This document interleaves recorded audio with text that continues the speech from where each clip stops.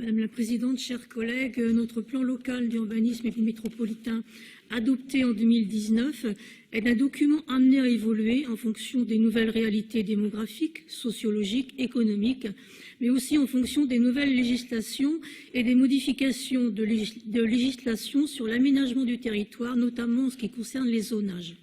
La modification du PLUM proposée s'inscrit dans cette logique et permettre ainsi aux nouvelles populations, aux nouveaux acteurs économiques, aux services publics, aux associations qui veulent s'installer dans la métropole, d'être accueillis dans les meilleures conditions et dans un cadre réglementaire clair. C'est en cela que notre PLUM n'est pas seulement un objet administratif, mais bien un outil politique au service de l'équilibre, de la cohérence territoriale.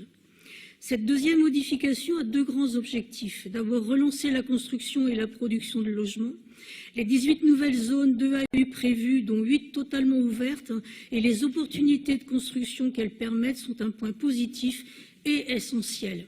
Pour limiter l'artificialisation des sols, nos stratégies foncières préconisent l'élévation et la densification de l'habitat, et rien ne nous empêche d'acter de nouvelles zones constructibles pour atteindre nos objectifs sociaux et écologiques.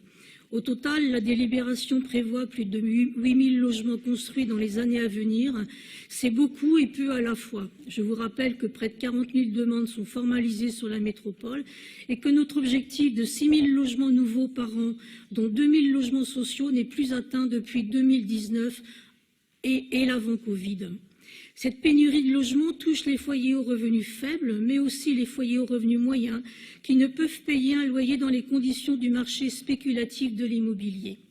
Ainsi, avec les bailleurs, nous avons à répondre aux milliers de demandes qui concernent des publics recherchant des loyers plafonnés et financés, en plus prêt locatif à usage social, en prêt locatif social PLS ou en prêt locatif intermédiaire, les PLI.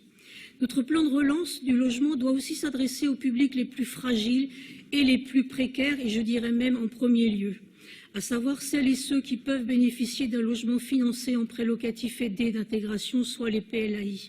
C'est un des moyens de lutter contre le sans-abrisme, d'agir en faveur de la résorption des bidonvilles et l'accueil des gens du voyage. Les 43 nouvelles OAP sectorielles programmées et les 74 OAP préexistantes en cours doivent permettre de rattraper notre retard structurel en la matière. Notre deuxième grand objectif vise à redonner de la place à la nature dans nos villes.